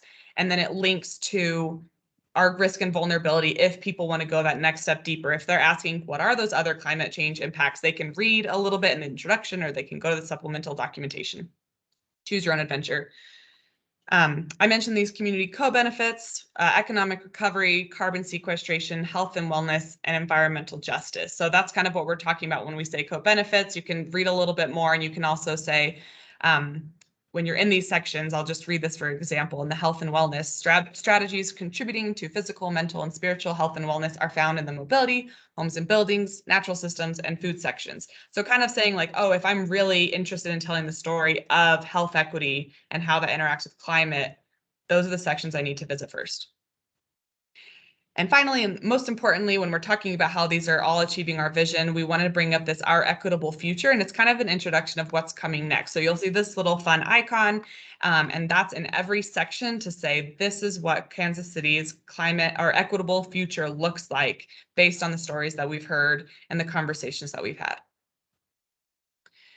There's a call out box, again, emphasizing that we know that carbon sequestration was an important part in a direction that was supposed to be included in the plan. So this talks a little bit about the impacts that these strategies can have in carbon sequestration and what that means as far as, you know, how does this help fill our gap? We know we're reaching the gap, the carbon neutrality almost all the way. Carbon sequestration can help fill that gap. So there's a story there.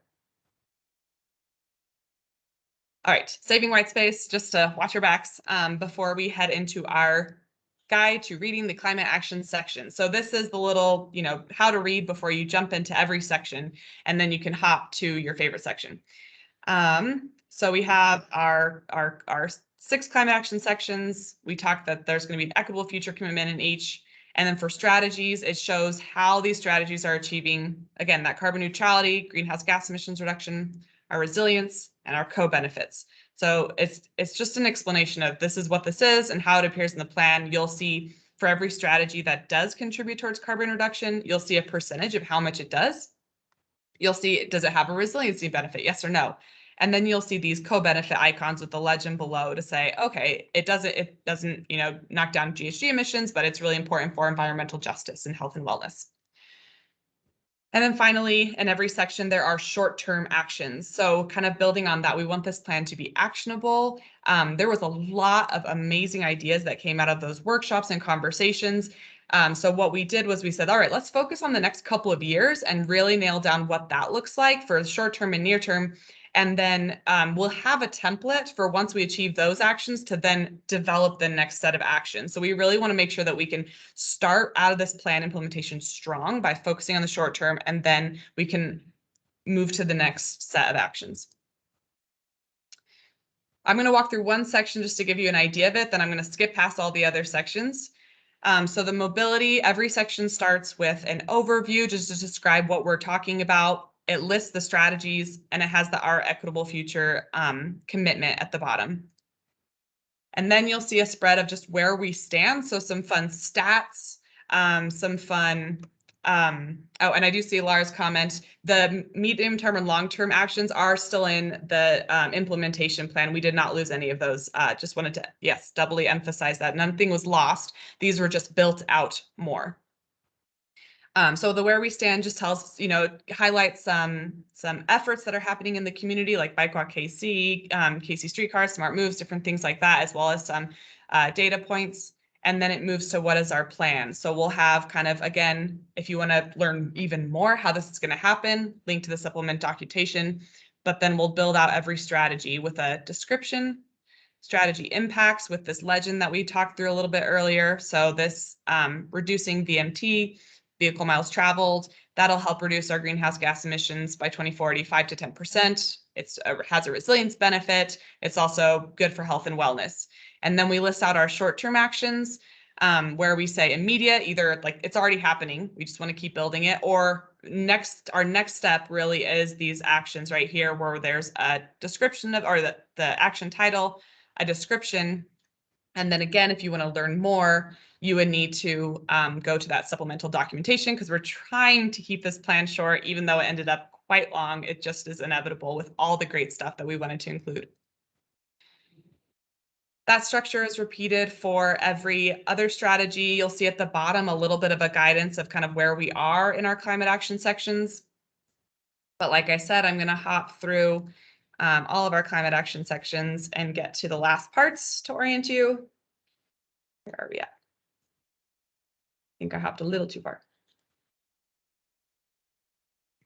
If I could just ask that we kind of wrap up quickly, because I know this committee would like to have enough time to discuss. Okay, I will just say really quickly that there is a call to action section that lists implementation roles. Basically, every organization that was listed during this conversation is in here. So we do want you to take a close look at this list and make sure that we aren't missing anyone. And then also at request, we bolded and blued any organizations that are either minority, women, and disadvantaged business enterprises, or organizations that are led by a person of color, and organizations with a mission directly tied to communities of color. So again, if we miss that, that's going to be an ask of you all to take a close look at that if you'd like. There's a call-out box on neighborhood empowering implementation tools. This came up a lot of how are we going to empower the neighborhoods to do the work that they want to do. And so there's some ideas in here, like land banks and land trust, things that we heard quite a bit. Finally, there's accountability of kind of what the Office of Environmental Quality has committed to as part to keep this plan going.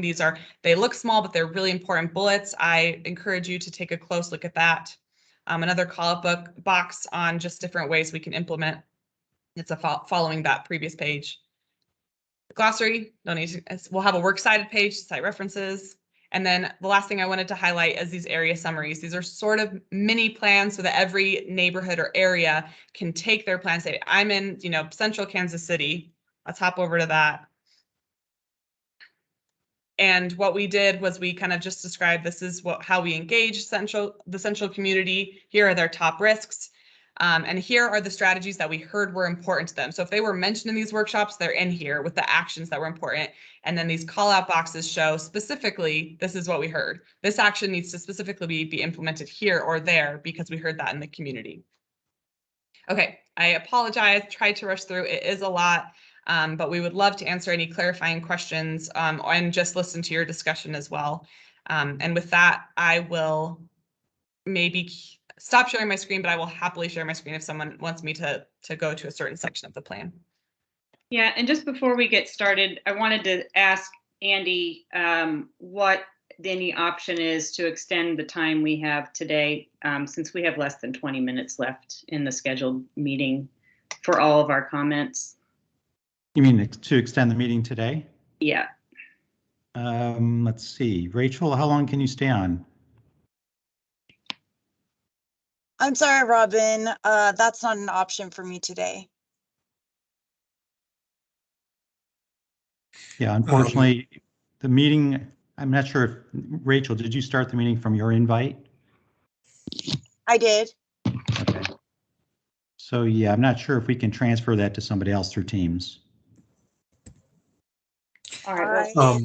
Robin, can I propose this to, since we do have a really short period of time, unfortunately, would it be possible for us to organize a separate subcommittee meeting at some point to try to specifically talk, or not subcommittee, but like an additional meeting to talk further about the aspects of the plan and get additional feedback? Because I know there are a lot of comments from Eslin, Adam, and others that are really important that we should acknowledge. But I also know that if we're up against the timer, then that's kind of how it goes. So.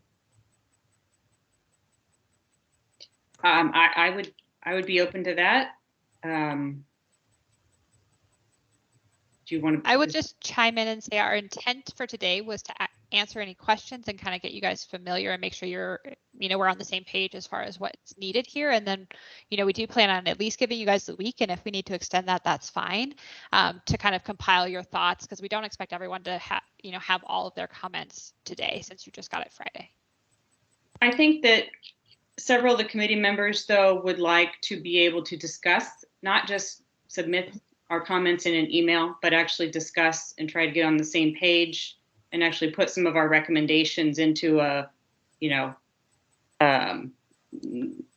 vote and submit some formal recommendations. So we can't do that really in 15 minutes. Okay. So I would be on board with another meeting, Michael. So I guess I would move to do that. Oh, yeah. Tom, I see you have your hand up.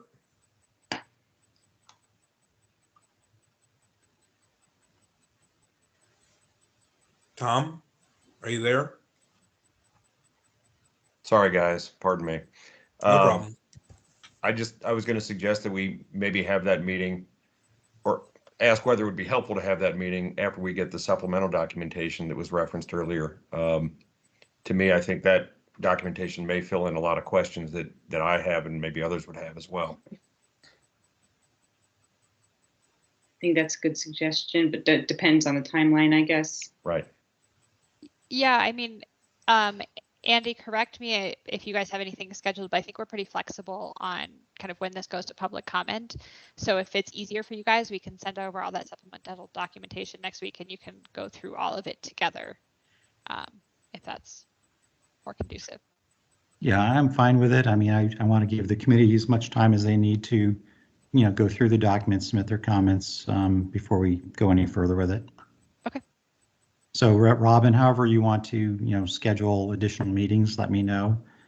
We can certainly do that and facilitate that. Would you like to send out an email to the committee to try to get that scheduled, or would you like me to do it? Either way, we can do it. We can poll it like we've done in the past. Yeah, if you could do that, I think that would be helpful. Okay. To try to do it.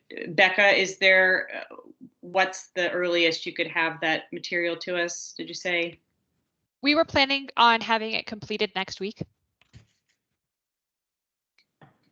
So should we look at the following week, probably, to give folks time to? Yeah, that would make sense. We can get it to you kind of early next week, and if you want time to read and digest beforehand. Well, if you can commit to early next week, we could try for late next week.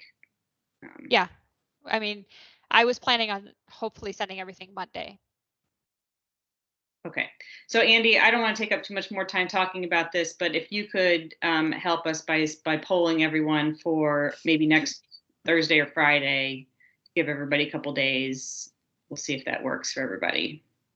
Okay, we'll do it. And in the meantime, we do have 14 minutes left. If anyone has questions or comments, they want to go ahead and offer up. Thank you to the group for doing the presentation. I want to at least give credence to the other folks. Bridget first, and then Laura. So Bridget. Yeah, I guess my first question is to the Brendel group. And I saw this mostly with the mobility section. Sorry, now I'm trying to scroll through, but I'm just curious. I know that you guys make a mention of things like the bike master plan and everything like that. And I was just curious why those aren't included in the immediate term as like things that are currently going on. Or like complete streets ordinance. Sorry. Lynn, do you want to take that one? Sure. It's kind of interesting of like kind of where to put them. The where we stand is supposed to be just a snapshot of what's happening. But if you dive a little bit deeper into specific, like strategy M2 is all about biking and walking. And we do say continue applying the complete streets ordinance. So some of those things where it is really important to continue that work, and we heard that, those will be actions. And the where we stand now is just more of like snapshot, generally what's happening. But if you think like, oh, this isn't a really important piece of where we stand now, that's missing, please do submit that in a comment. So Bridget, real quick, just a clarification on the city hasn't formally adopted the bike master plan. So that's why it's not continually being implemented, because it hasn't been formally adopted by the city. I just wanted to clarify that piece, but thank you for bringing that up.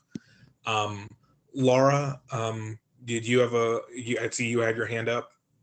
Just real quick, Becca, I know when we talked before, and Lynn, that you guys, there were some specific things you really wanted their input on to move forward. Have you gotten those questions out there? And if not, can we get them out there today so before you guys leave so you can mull it over?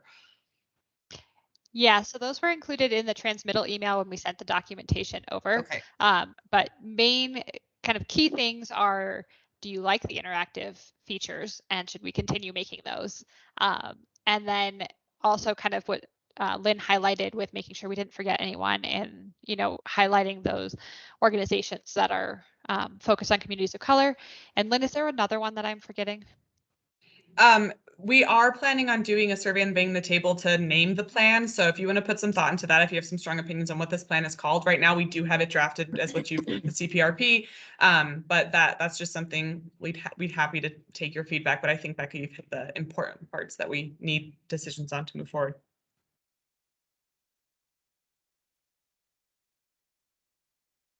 Kristen.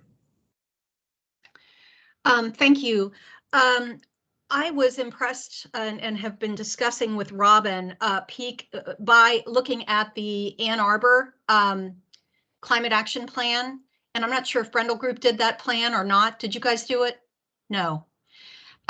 One of the things that they have that I think would be extremely valuable and important in Kansas City is an assessment to in as detailed a level as you can make it, an assessment of the cost of the different solutions relative to the scale of greenhouse gas emissions that they avert.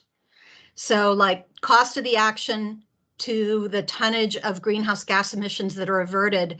That way we can, because we know the issue is that we're not going to have the money to do a lot of what we want to do in this plan, more than any other city in America, because we're so sprawled and we have such a small tax base. So I think helping to prioritize, as I've just described, is really, really important for us. Thanks, Kristen. The other thing, I want to mention one other thing, same thing that Bridget said about the bike walk plan. I'm not sure if there's a link to the Urban Forest Master Plan. Is it really referred to in there? And I just missed it? It is. It's in the natural system section. Okay, thank you.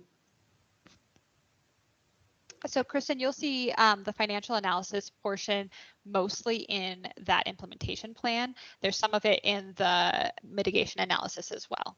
So feel free to provide comment in those sections. Thank you. But Becca, I also second Kristen's idea of this, cost per ton of CO2. So is that going to be in there or is it not? It's not. And the reason that it's not is because we'd have to make some pretty specific assumptions about how you're implementing that plan. Because, for example, just to take a random example, if we're talking home energy efficiency is one of our strategies. If you do, let's say, LED light bulb upgrades, that's a pretty low cost, impact. But if you're talking about the cost of doing insulation and windows, that's a whole different story. And so we have provided the typical ROI for those types of opportunities to give you a sense of, is this saving us money? Is this costing us money? But the specifics are really going to be more at the action level than at the strategy level. And that will have to come as you look at the details of how you're going to implement them to really know what those answers are going to be. I totally respect that. I understand it, but without that kind of investigation, I just feel like we end up with a plan that never gets enacted upon. That's really what happened to us in 2000 with the 2008 plan. So I totally respect how much work it is, even if it proves to be semi-wrong in the sense that you chose to do the wrong thing. But I mean, let's make some of those assumptions. Let's assume that we're going to spend $3,000 per home, and then we can figure out from there what we can do with $3,000 per home. I just think we've got to take some kind of a stab at it. And if I understand that may not even be in the contract for what Brendel Group has been asked to do, but I feel like that work has to be done at some point. And Kristen, that level of analysis is not currently in the plan, and we've thrown some extra dollars at stuff because of the equity-based approach and how long that took and how it was a lot more than we expected. So in order to get that, I don't know that we don't have it in the budget until May to get anything more than whatever high level they can make happen to meet your needs. Now, I'm not saying it isn't something we can't go back to council for and say we really need to do this when we get our new budget in May, or I don't know if I'm going to have a budget in May, but that may be where I get it. I understand all the realities of it. I just feel like the question is, would that indeed really galvanize us to move forward in a way that we otherwise might not? And I could be wrong. Maybe it's not as galvanizing as I think it is. But that's just my opinion. Yeah. My thought is, and this is just kind of my personal opinion doing the analysis, is you guys are well on your way to your 2025 goal. If you really focus on your 100% electric energy reductions for 2030, you're going to hit that goal. So really in that time period, you got to hit that the electricity thing has to happen. And then I think it's really more about building community buy-in, because we've heard from a lot of people that they don't really feel like these things impact them or impact their lives in a way that's making their lives better. And so by doing that, then you have this momentum behind it. And then when you get to the really hard stuff like building electrification, you have people that are willing to do it. That's my personal feeling on approach, but I definitely understand where you're coming from a cost effectiveness perspective and making decisions. Well, and this is why discussion of these complex matters is a really good thing. I would say that between now and 2030, one of the things that we should be centrally hitting, especially if we're committed to equity, is the energy efficiency of the homes that people are living in the urban core. And right now, we don't have, there really isn't any funding and no strong action, no pot of money related to all of that. And that would squarely hit both the equity and the emissions issues right between the eyes. So I feel like community buy-in, I get it that we have to have it, and there's been a lot of work done with that, but this action towards more efficient households that drive down bills, I think just can't wait. And that's just one of several things. I agree entirely. I'm not sure that the financial story is going to tell what you want there. I think the lowest dollar per CO2 emitted strategies are going to be in the commercial and industrial large energy efficiency projects right now. That's typically where we see them. But go ahead, Robin. Sorry, Becca. I want to give, I see Bill's had his hand up. I want to give him a chance before we run out of time here. Thank you, Robin. Yeah, just a quick clarification question for me on B-2.1, short-term actions.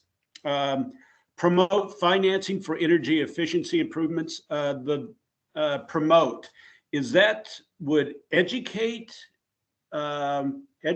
people, groups, entities about financing for energy efficiency improvements, or is that funding them, or could I get a little clarification on that? Thank you. Yeah, so Lynn, do you want to take that? You want me to? How about it?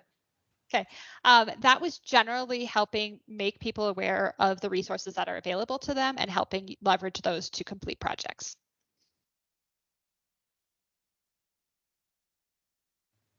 And I will just say that that implementation plan that you will see, the short-term implementation, that will have a lot more detail and description around what those actions mean.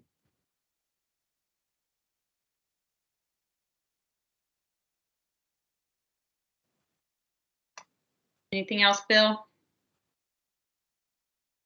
You're on mute, I think. Thank you. That's it. Thank you. Thanks, Bill.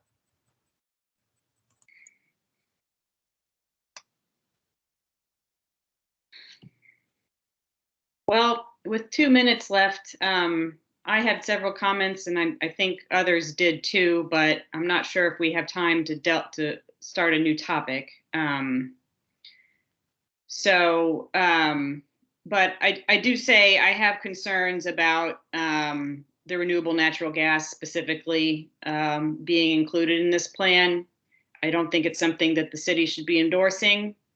But I think maybe we should save that discussion for next time, because there's going to be I think it would be good to talk through that in a little bit more depth. So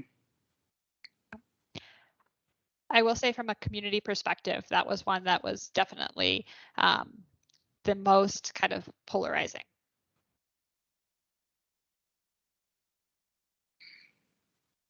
anything else before we wrap up for today and continue this discussion in hopefully about what day is it today? It's Monday. So no, in a little over a week.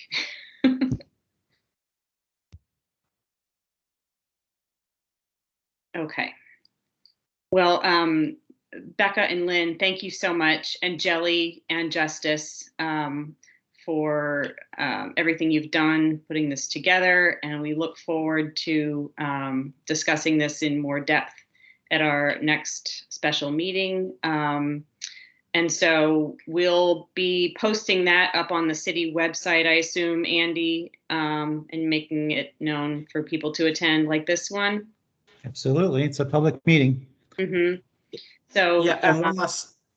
Go ahead. One last thing, Chairwoman, I did want to, and I don't think you meant it at all in any disrespect, but as well, Stephanie Smith, she's been our equity lead, but sorry. No, really I wanted to uplift the work she was doing too.